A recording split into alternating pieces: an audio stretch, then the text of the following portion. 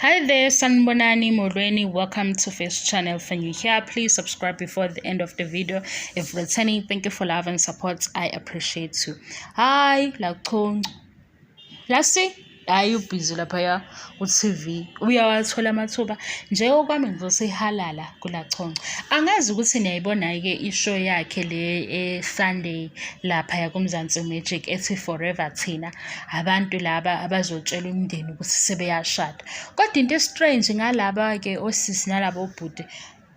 Umndeni wayibe utshela ukuthi bayashada ngakaze kukhokhwe amalobolo kungenziwanga lezo zinto zokucela nakho konke noma sekuyindlela entsha noma manje abantu sebefuna ukuthi beqale ngokushada begcine ngalokho ukuthi kuhambe kuyovelwa ekhaya kuyalotsholwa kwenziwani.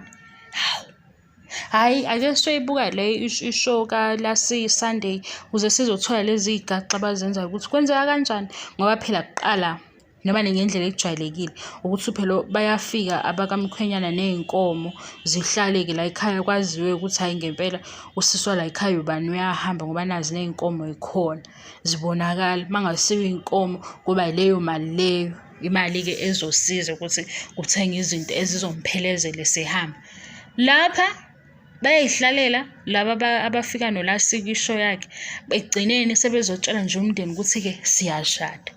And lapho umshado vele sebewuqedile sebehlelile bayaqeda bayashada. Hi guys, yini ukushintsha kwesikhathi?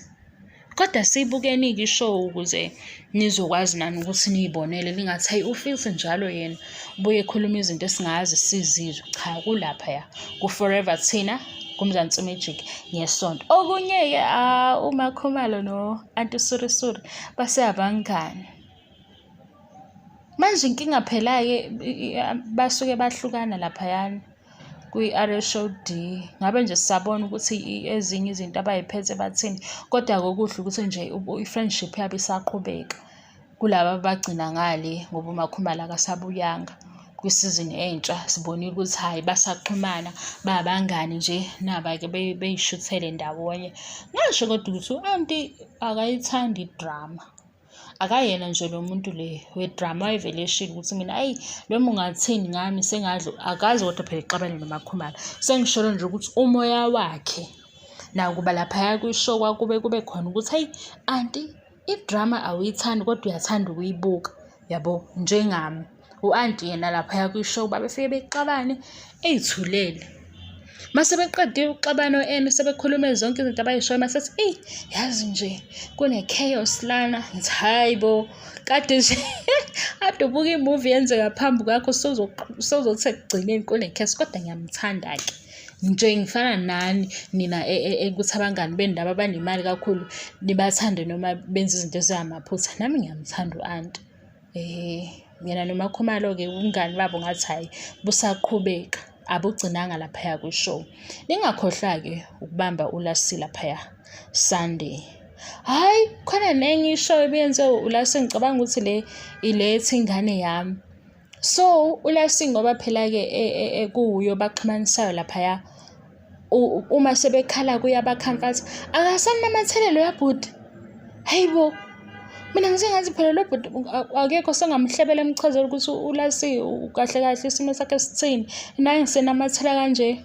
Kodwa phela-ke uyapresenta uLasi angithi mase bekhala abantu babe emotional nafanele-ke azame ukuthi ukulungisa isimo. Hayi kodwa wanamathela lo yabhuti ngazathi ngebe ithande-ke le ngale ekhaya elikhulu. Ngiyadlala ngiyadlala senizongikhuluma kabi.